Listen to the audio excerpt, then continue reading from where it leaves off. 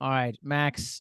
Before we got on here, we were chatting about you delivering a float therapy tank or so from Boston to Utah, which is crazy, by the way, for that. And I was commenting on your screen, it says, let that shit go behind there.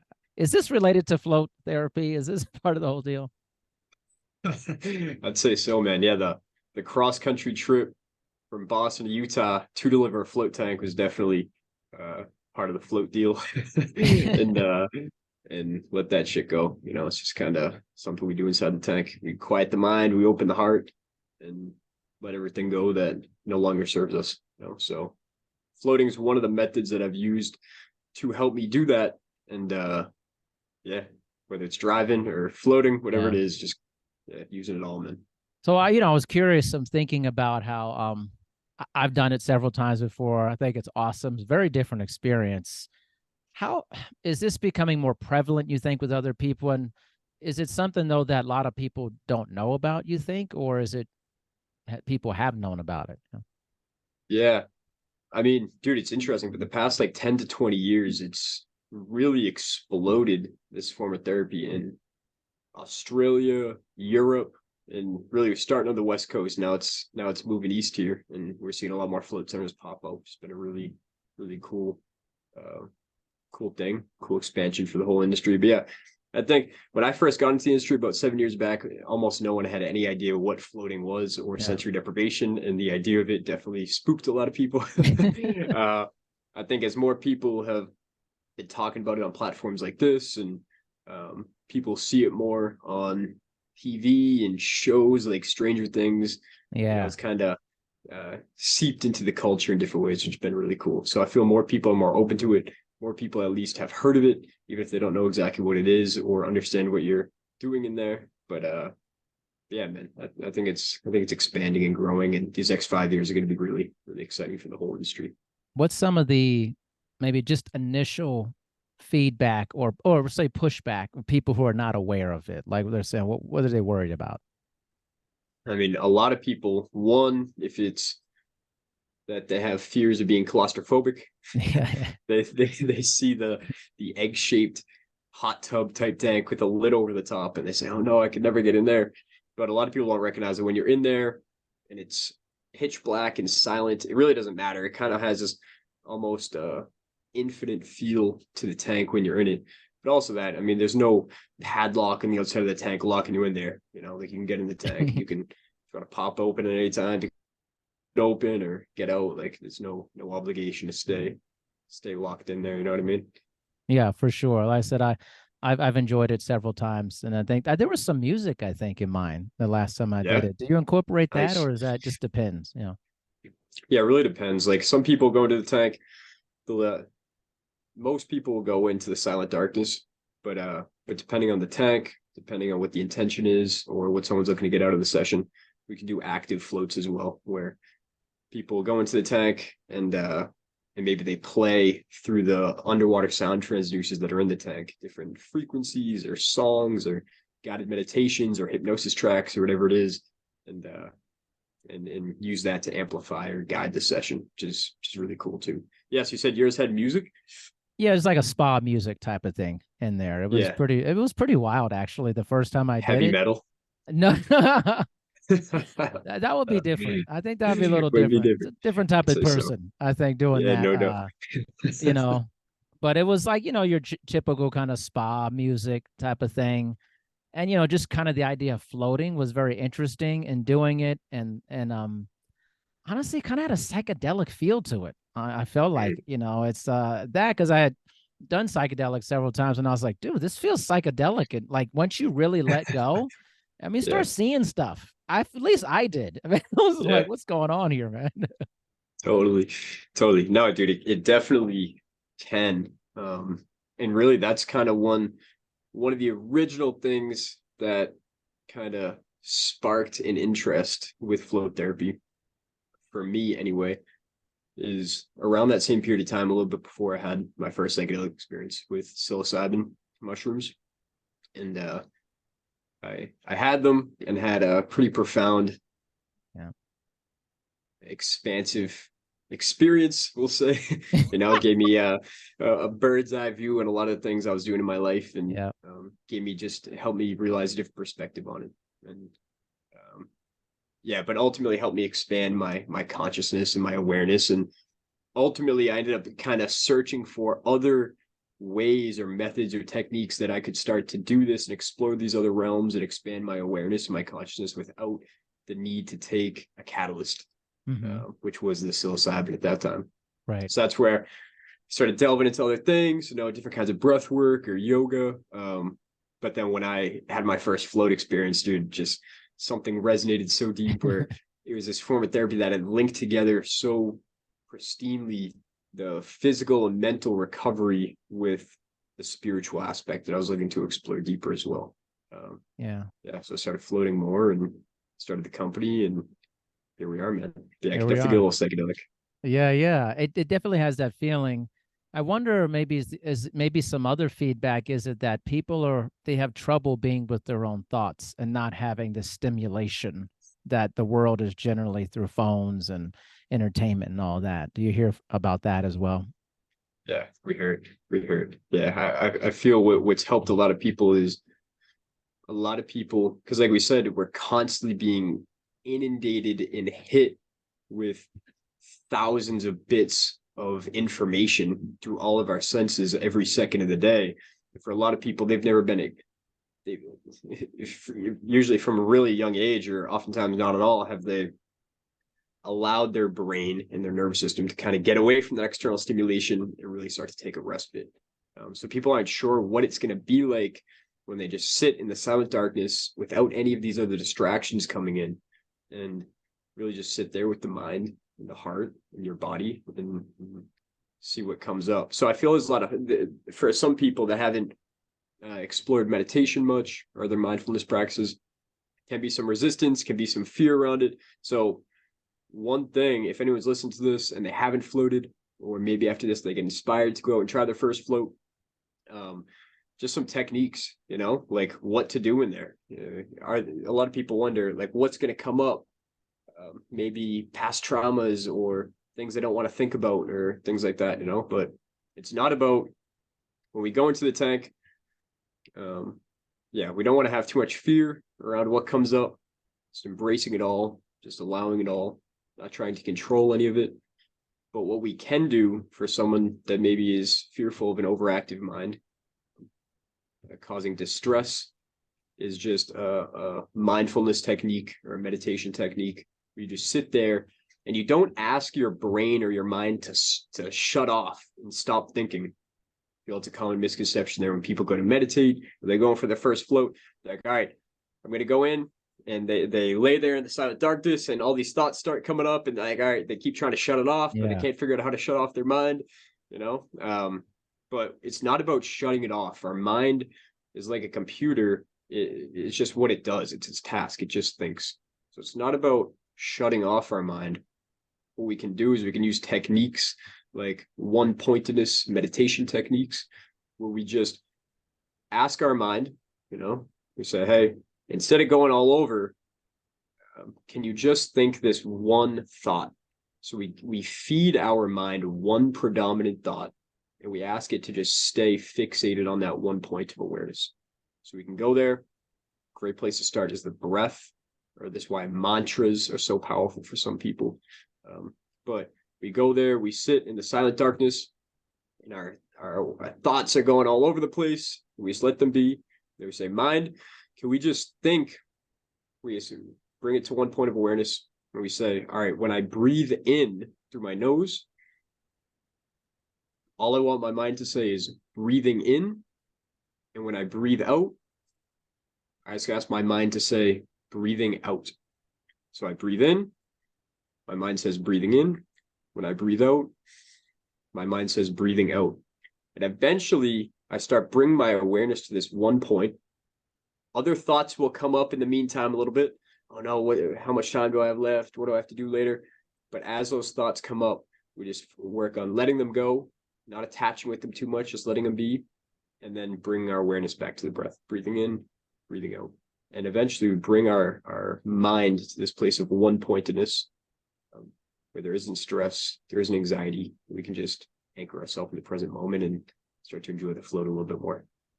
It's fantastic. Any recommendations for, I had this issue, like how long should you float for when you're first starting it?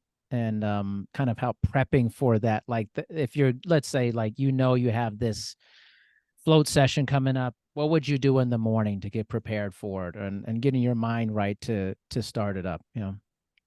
Totally. Yeah. I guess if anyone's listening to this, do you feel I could explain what floating is if that helps at Yeah, all? that'd be great. Yeah, cool. Yeah, so if anyone's listening to this, they hear us talk about floating, sensory deprivation, and not sure exactly what it is. Floating is like I said, powerful healing tool that's been exploding in different parts of the planet past 10 to 20 years, and it's coming to the US pretty hot, which is cool. But really what it is, it involves getting in a big egg-shaped hot tub type tank with a lid over the top, usually, although not all of them do. If you poked around the side of it all, you see we get some totally open float tanks as well. But inside the tank is filled with over 1,000 pounds of therapeutic grade Epsom salt dissolved in just 10 inches of water, right? So there's 10 inches of water, 1,000 pounds or a massive mound of magnesium salts. And this creates an extremely buoyant saltwater solution. So buoyant, you could literally take a bowling ball, put it in the water, and it would float to the top like a cork. So the solution enables effortless floating. And you go into the tank, lie back, float to the top like a cork. There's many benefits you're getting from the magnesium being absorbed during the float session. Epsom salt has many benefits.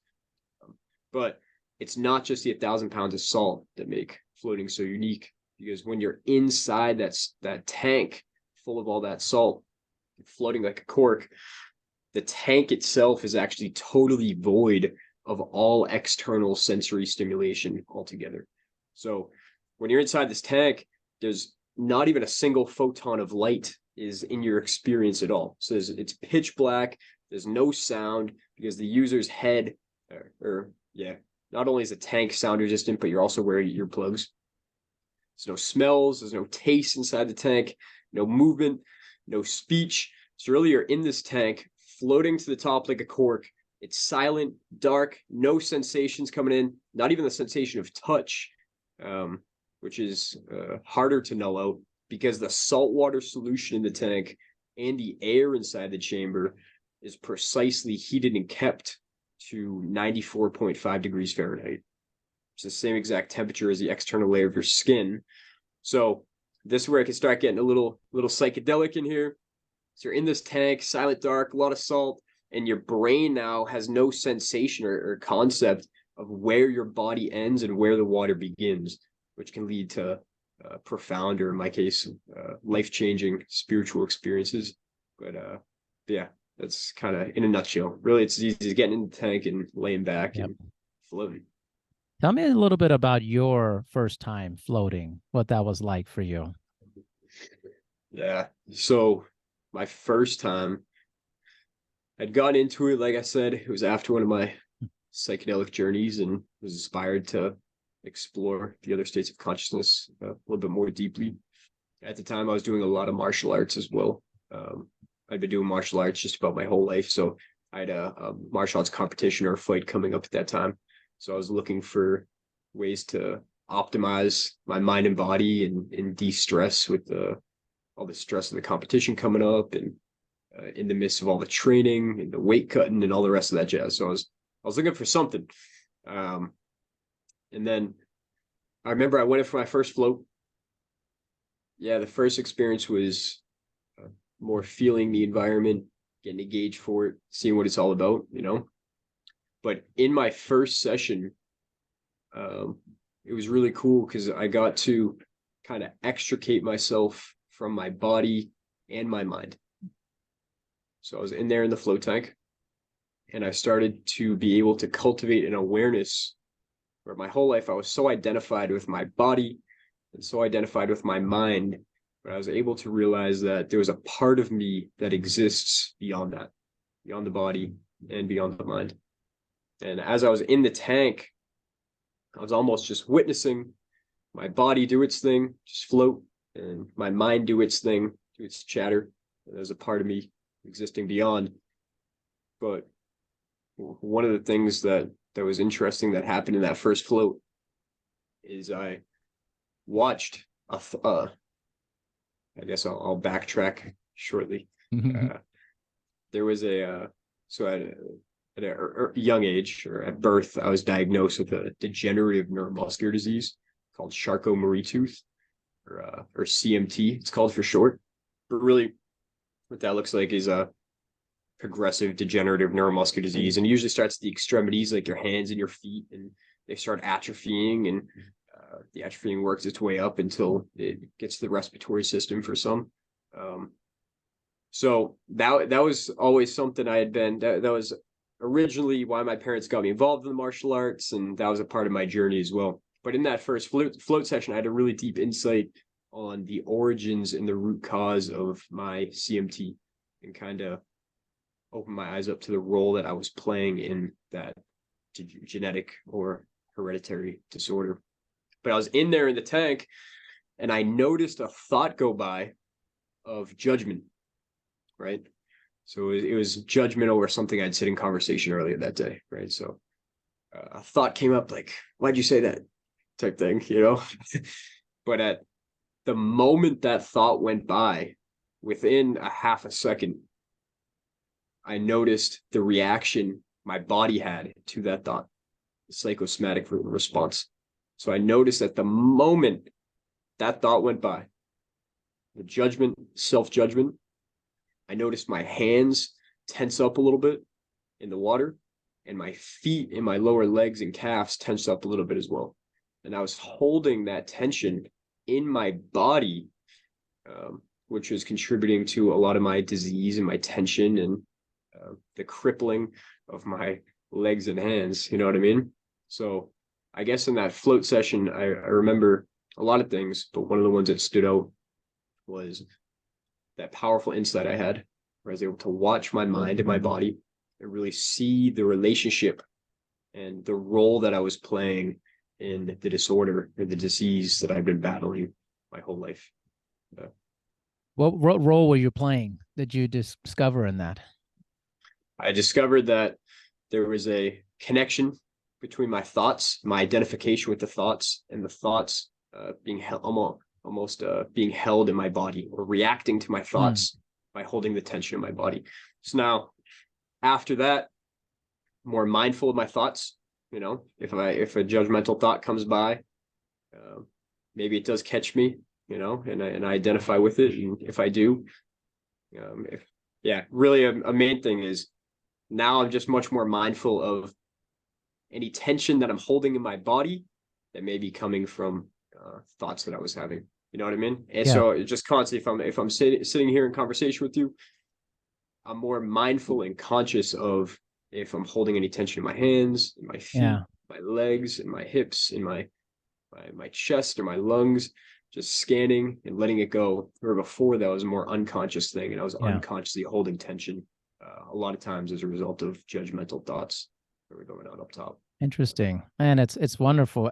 It does have such an interesting connection to consciousness expansion, psychedelics, the whole thing. Just basically like really starting to pay attention to the self and how we as ourselves are projecting ourselves and thinking of ourselves in the world. A lot of it's just very unconscious because you're kind of on the wheel all the time.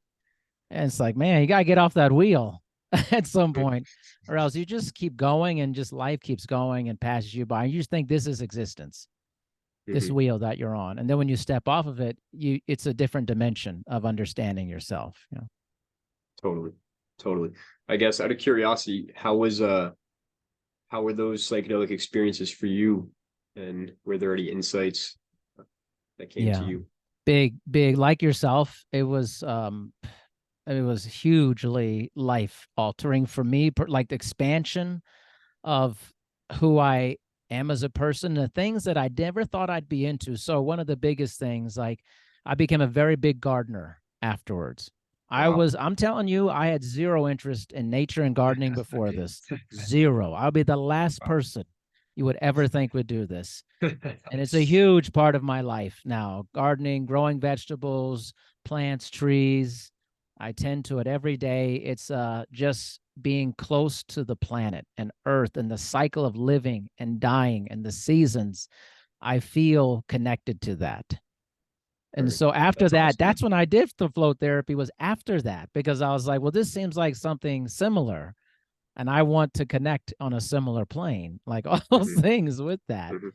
So it just, I felt like I was more in tune with how I presented myself, how I present myself in the world, Hmm. and how Hmm. I present myself to other people, how I treat other people. I've always been a nice person, but I feel like I had a bigger idea about my place in life. Hmm. Actually, I felt more significant and less significant all at the same time. Yeah, I hear that, dude. I hear that. Yeah. You know, Yeah. it's well, that's really beautiful. And the interconnectedness that we can experience with things like the planet and Yeah. the food and the plants is other people, Yes. and even things that we didn't believe were conscious, you know, whether it's Yeah. the planet or different elements, the water, the wind, the fire, you know. Yes. Um, it's Yes. been really, really fascinating to me as well. And it's really been cool to deepen the connection with all of it and ultimately see it all as myself. Um, and because a lot of times we get caught in this illusion drops, Yep. Maya, and we start seeing everything as separate. We forget that deeper behind the form, when I look at you and I see you, a lot of times we get caught in seeing the physical form. Yeah. We forget that behind that, great spirit is working through all things and expressing itself in all these different ways. And a Yeah. lot of times when we look at a tree or a person or our parents, we just get caught in the form, and we Yes. the veil drops. We get caught in this illusion um, that this is reality. You know, Yeah. that's my mother, and they're separate than me. But Yeah. when we can start to open up our hearts and quiet our minds and see that when I look at you, I see great spirit work expressing itself in the form of Darian, Yeah. and it's just playing its dance, and it's playing things out, and there's things that it has to work through and desires that it is burning through, and but I'm not forgetting that uh, I'm not going back into illusion as much, you Yeah. know. I'm seeing that plane as well. Totally agree, man. And it's what's interesting is I just feel like it was just such a catalyst for understanding just like a deeper version of myself. And it's like, oh, it's like I had a life where there was this big curtain, and Mm-hmm. this was just a curtain. And it's like I never looked behind it before. And then when I had that experience, like, oh, that's what's behind there. Mm-hmm. And then it changes how you see the current experience, because you've seen what's behind the curtain now. You're like, oh, that mountain actually is alive. Like it's breathing. Like it's like, Yeah. oh snap. Like the vines. I see a tree. I don't see the tree. I see the nervous system of the tree when I see it. Mm-hmm. I Mm-hmm. I I understand that trees communicate with each other and they protect each other, and how the wind hits the Mm-hmm. tree and the hormesis and how it strengthens the tree. Like Mm-hmm. before I'd Mm-hmm. be like, that's just a tree, man. Yeah, Like, totally. Yeah, no, I hear that. But you see like the story behind it all, yeah, and really, yeah, it's really yeah, deep, man. it's That's deep. It's so deep. That's why I'm like, just like there's other things out there, man. It's like open your mind to it, that expansion. But I wanted to turn towards, like, obviously you have a business with this now, with float therapy and the float tanks. How did this come about? And just dive deeper into that, because obviously it's part of this whole deal. yeah. So ultimately, after that first float experience, um, yeah, I just started floating more and more and diving into the research on how it was helping so many people, and then ultimately, yeah, ended up starting my company, Max Vitality. I saw that this is a form of therapy. It's helping me a lot. I saw it was helping the other dudes at the gym a lot. It's helping my family. You know, like I might not be able to get my grandma to come down and have some mushrooms with me, but just lowering the barrier to entry, you know, I could still help her have Yeah. a transformative experience in something like a float tank, you know, lower the barrier to Yeah. entry a little bit. get in this bath, silent dark bath, and see what happens, you know. Yeah.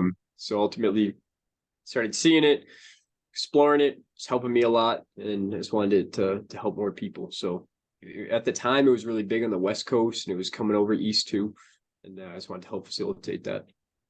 So I started working with different manufacturers to design a float tank model.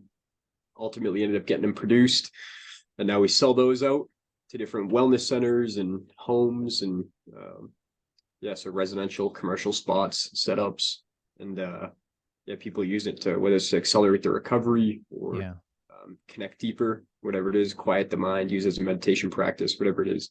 A lot of people now, they go to a lot of podcasts talking about magnesium, and the benefits of different minerals on the mind, body, and soul as well. And this is like, if anyone's into magnesium, this is like a magnesium bomb. You know, it's the most effective and efficient way, So because true.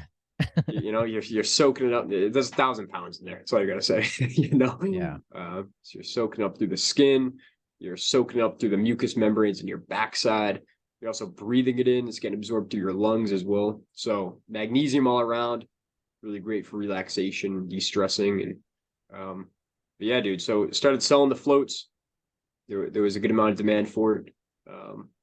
Not at first, it's a lot of public education. Yeah. So started going out and just educating people and talking to people and posting about it and doing more stuff like this. And then eventually we had gotten into how can we help people that aren't down for a float tank, and I was really passionate about the magnesium and the salts. So we ended up releasing our Vitality salts blend, or a magnesium rich bath salt blend, which has magnesium chloride and all the cofactor stuff. We were mixing into the tank and we were feeling way better. And then other people wanted to mix into foot soaks and baths at home. So we ended up packaging it out and getting those out as well. So now we got the float tanks, we got the Vitality salts, and now we're rolling, man. It's good fun. You're definitely rolling. So, what's interesting is I've opened clubs and been all around the world with all this stuff. And I wonder, I don't see this a lot in a lot of health clubs, but is that something you're focusing on to really push to get? Because I've seen it in spas, but not necessarily like your gym environments for that. So what's the plan with that? Yeah. I mean, main thing is like it kind of started a lot of float centers, and then started to expand to different massage centers, where they already have like the quiet rooms that are similar size. You know what I mean? Yeah, it is expanding to gyms as well. But thing is, there's a lot of the gyms that needs to have like a dedicated space. Where it isn't like bumping tunes and people smashing weights or hitting the heavy bag, you know what I mean? So right, of course. It's just finding the right spot. But yeah, a lot of like hypnosis centers, massage centers, wellness centers, float centers, a lot of people for their homes as well. But yeah, I see in the future following a similar path as like hot tubs did or something like that. We're going into spas and hotels and things like that. Luxury spas, different hotels, different med spas, and then eventually trickling down, and we'll start seeing more in like things like as teams like the New England Patriots get them installed in their locker rooms, or the Golden State Warriors installed, or the UFC Performance Institute gets them installed. You know what I mean? We'll start to merge with the athletic recovery market and stress reduction environments that we see in sports. So yeah, it's exciting. But yeah, as of right now, not as many gyms, but I'm sure the next 8 years, be a lot more gyms adding them in. Well, especially like if, working with developers and you're having, when you're building out a facility, having dedicated space, soundproofing, different things, I imagine it'd be pretty difficult to kind of almost retrofit this into a gym that's pretty loud and things of that nature, Yeah, totally. Again, like the silent darkness is a big piece. So if someone's jamming music, slamming weights, it's not as good of a fit. You know what I mean?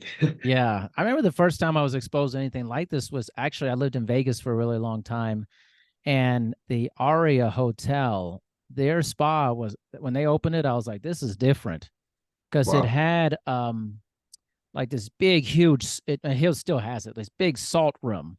It's just a salt, and you have the music, and you're sitting there, and then they had this kind of like Asian I forgot what they called it, but it was like a stone, a hot stone you laid on. in this really dark room. I was like, Wow. this is a different level here. Like I never seen Wow. this in a spa before. And I always loved going there because they had different things that spoke to that version of what I was seeking for that. Hmm. So Hmm. I think they were really pushing that envelope back in the day on that. So I'm curious kind of where it is now, because in my current experience, I've just seen it in like your smaller wellness centers or massage therapies Hmm. places. You know? Hmm. No, it's really cool. So they had like a salt cave. Yeah, it was awesome, and it's also it's Yeah. beautiful looking too because the different colors and stuff, Yeah. and just this whole idea of like darkness. Like I think we're hearing that like the darkness retreats, these caves you're going to, and there's no stimulation, and Yeah. I see that some of these things are booked out for years in Hmm. advance because people are Hmm. desperate to get some alone time away from stimulation. Right. Right. Yeah. It's really like, it's funny because everyone recognizes that, like, if you take a half hour and you walk outside, whether it's in the woods or on the beach or whatever it is, but just to put everything down and get away, just get away and reconnect with yourself and the elements, that you feel better as a result. You know Yeah, what I mean? Whether it's meditation, going outside, whatever. But floating really is just kind of like, it just acts as like, I just see it as this symbol of possibility, where if you go into this tank and you can get away from all external stimulation, oftentimes for the first time in your entire life, including even stressors you weren't even aware of, whether it's light and sound or touch or whatever it yeah, is, or even things like the forces of gravity. A that's lot of people don't true. recognize that that's a major stressor on our system that requires a lot of our nervous system's energy every day. Like right now, I'm sitting here, I'm talking to you, we're chatting together, but right now my nervous system and my musculoskeletal system is working extremely hard That's right. to even just stop my head from drooping to the side and my body from crumbling out of the chair. This is all tension that we hold in our muscles that has Yes, a profound impact on our blood vasculature and our bones and our spinal, our brain, all of it, our entire holistic system as a whole. So, what we can get into a float tank, get away from the zero gravity, or get away from the gravity in a zero right. gravity environment, get away from the external stimulation, soak up the magnesium, silent darkness. Most people feel a lot better as a result. You know what? That's such a great point about essentially taking the gas off the pedal with your body and just Mm-hmm. letting your body float. I think that's really the part that I think there's tension all the time, even when Mm-hmm. you're sleeping. And like it just, there's a lot of stuff happening. And just to take that away is that's what I noticed about when I did it too. I was like, oh, I don't have to like actually focus on like, man, I got to have good posture. I have to like just let it do the work for you. Yeah, And that is totally. freeing too, a very freeing feeling. 100%. Yeah, just goes with the surrendering to all of it, the environment, to zero gravity, life, ultimately. And we don't gotta fight it all the time. Like a lot of people don't recognize, it's really when we talk about benefits of floating. So you mentioned the mattress. There's so many benefits, but the way my mind kind of maps out is there's three main pillars of benefits with floating, right? So we're getting all the benefits from the zero gravity environment, right? Where, like you mentioned, it's totally unlike laying on a mattress or Yeah. bed at the end of the night where there's thousands of springs and pain points cutting off your Mhm. microcirculation. You know what I mean? So when you're in a true zero gravity environment like the float tank, our capillaries can relax and our blood vasculature can totally vasodilate, right? So start to expand as we take the pressure off. And what we see as a result is a huge increase in surge and blood flow and oxygen flow and microcirculation to virtually every part of the body, which is very healing. So yeah, the true zero gravity benefits, and then the fact that you're in a sensory deprivation tank and all these parts of your brain that have been hyperactive for oftentimes your entire life can start to dim out.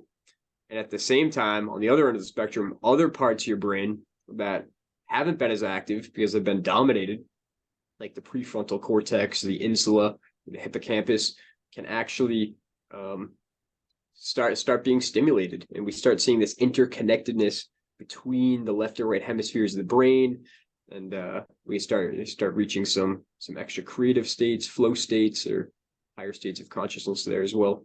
And then at the same time, while all this is happening, you're also soaking up magnesium transdermally through your skin.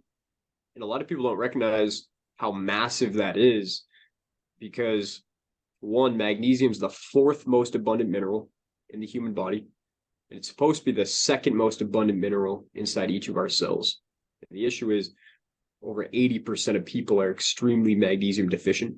That's because of many things, but particularly stress and factory farming and the fertilizer we use for our plants. Even our magnesium-rich foods don't have a lot of magnesium because the soil has been depleted from years of factory farming. So many of us are deficient, and magnesium runs over 42% of our electrical being. 42% of our enzymes and biochemicals are all dependent on magnesium. Our ATP energies all dependent on magnesium, as our body requires magnesium to create ATP energy needed for our brain and just about every biological function. So yeah, it's pretty massive when we talk about how you go into an environment like this. You could soak up magnesium transdermally through the skin while escaping the stressors of life. Pretty amazing stuff. I mean, I think this is going to have a huge, profound effect on a lot of people. One of the reasons why I wanted to do this episode, because I had such a good experience with it, and I hadn't really met anyone who was really in this space, really pumping it. So I really appreciate the conversation, Max. Truly, a lot of knowledge, and I'd love for you to tell everyone how they can really connect with you on this, learn more about the float tanks and all the products and different things going on. Sure, man. Yes, well, it's been a pleasure, and I appreciate you sharing your experiences as well. And it's been great to connect. I'll have to check out the garden sometime, man. Yeah, man. It's going to be huge next year, because I got here late in the season, but next year it's going to be a gigantic situation. Yeah, that's cool, dude. Well, yeah, what do you got over there, out of curiosity? Well, right now, what are you repping? I'm doing pumpkins. The pumpkins are my favorite thing to grow, but it's a very spiritual plant to me, because it's just like watching the leaves get very taut and then relax and cover the pumpkin when it's too hot. And just the flowers are the brightest yellow flowers, and watching the bees pollinate it every day is just like mind blowing. Wow. I'm a big That's pumpkin beautiful guy. It's just, it's like poetry in motion. Like every day, and they take up so much of your yard. They're just so like invasive. It's incredible. But I always do that: eggplants, tomatoes, cabbage, onions, garlic. I mean, just you name it. A big bear. I always do a big row of berries, depending on where I'm living for that. Oh yeah. Apple. I mean, literally everything. I just want to be. I'm gonna do corn next year. A lot of corn. Nice. I just want to be in. I just want to be a part of it. Like, I feel like I want to like just merge with it. It's my whole thing, man, with gardening. That's awesome, dude. The pumpkins is fascinating. I haven't gotten too hands-on on pumpkin growing yet, but every morning one of the first things I put in my body is organic pumpkin seeds, because it's it actually is the single most magnesium rich food on earth. What? Yeah, pumpkin seeds. Seeds. So it's beautiful. It's really great. Like in 100, in even just whatever, an eighth of a cup or a quarter cup, there's hundreds and hundreds of milligrams of magnesium. Yeah. Wow. So a little bit of that. I'll take care of it too. But yeah, that's the best food source for magnesium. So I don't know if you dabble with the seeds at all, but we do sense the seeds when you say all the colors and all the life force that's there. You know, a lot of plants, they take a while to get going, and it's kind of a slow. The pumpkin gives you feedback immediately. It's like every day it grows, and it just like the leaves are like dinosaur leaves. They're huge, and just like the vining stage, which just keeps pushing out. And watching it, there's another thing is one of the greatest things. They shoot out these little kind of like crinkly things that grab onto the grass, and they create anchors so that the wind won't blow it. I mean, it's like such an intuitive plant.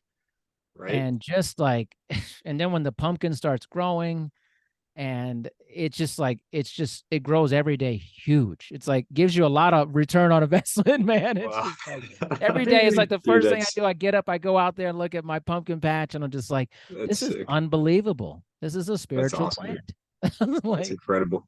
yeah, That's incredible, highly dude. Dude, recommend yeah. it. Yeah. No, you inspired me, man. Big time. Big time. Yeah, No, that's really definitely. cool. That's really Yeah. cool. And I grow different versions, Connecticut heirlooms, lumpy pumpkins, just different things. Cinderella pumpkins, done the big Yeah. jack-o'-lanterns. And they're fun because my daughter carves it after we finish growing Yeah. it.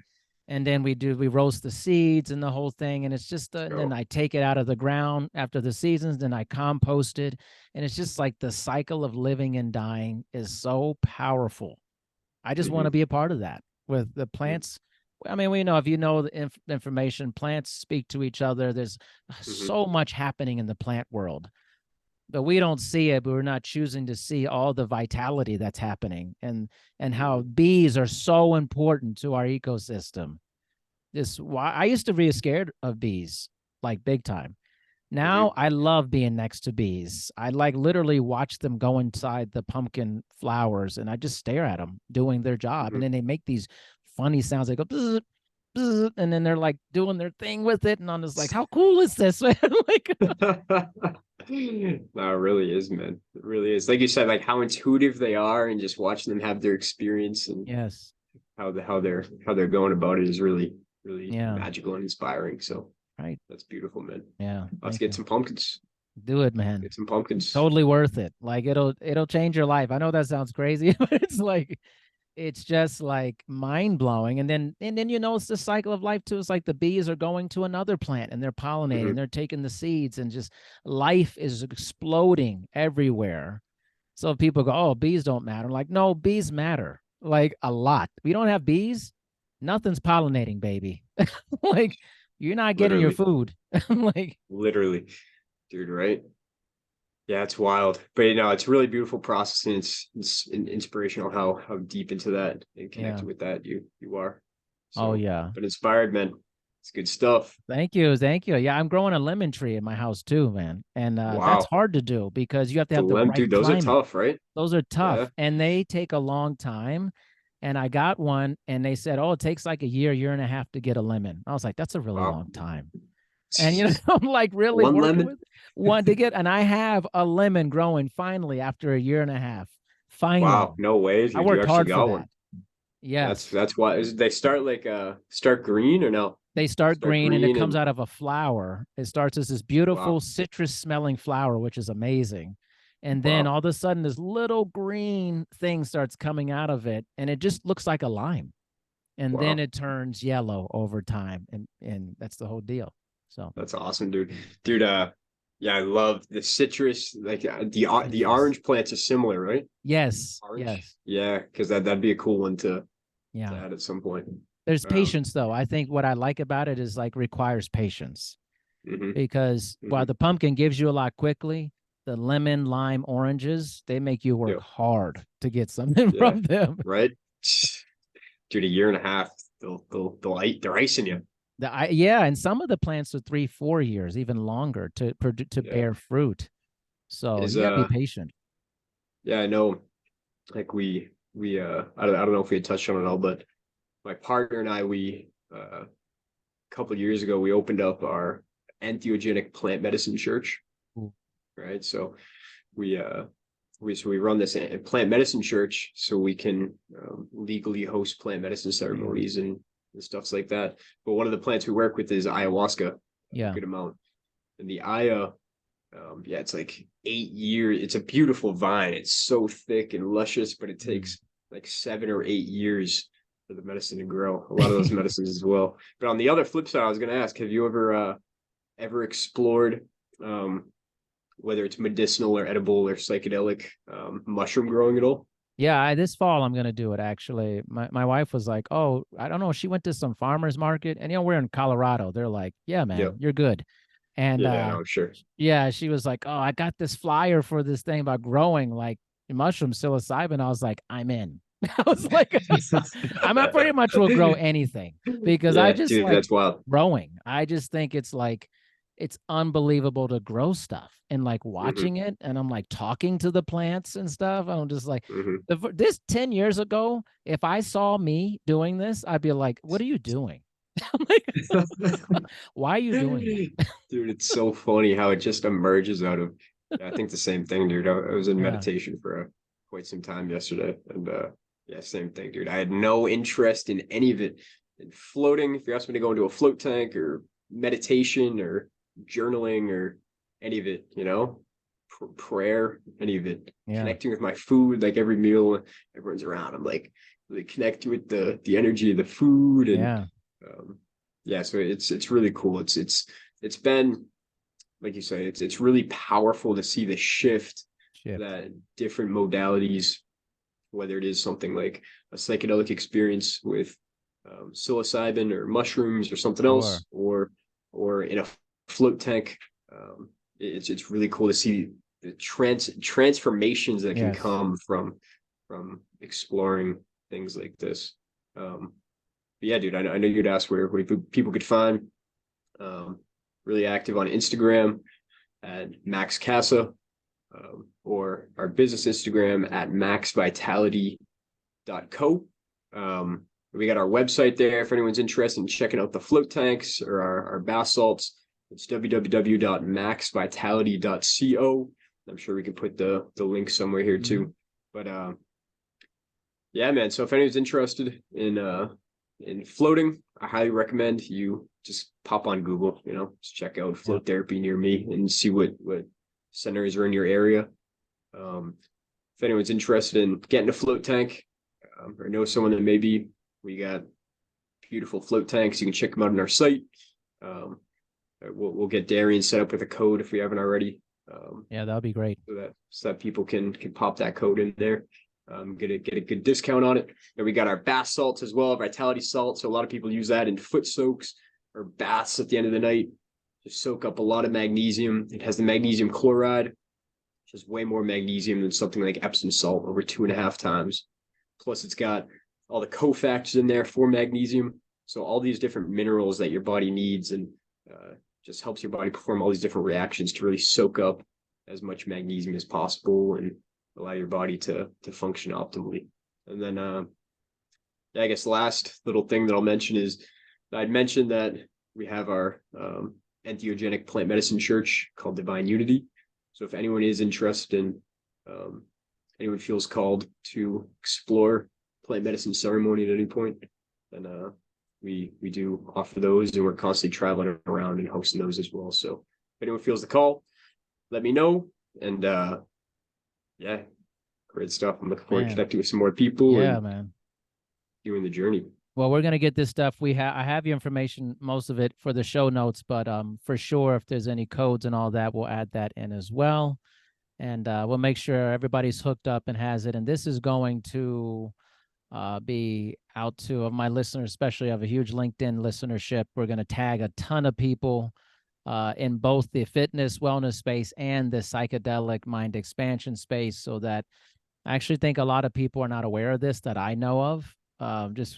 Just conversations I have with people. They never bring anything like this up. They talk about meditation, yoga, and all that, but this is not a thing. So this is a great entry into another modality into expansion of your mind, health, and wellness. And so we're going to make sure everybody gets a lot of information on this, and we're going to pump up Max Vitality here, man, for sure. So thank you, Max, for being on. Man, I appreciate you, brother.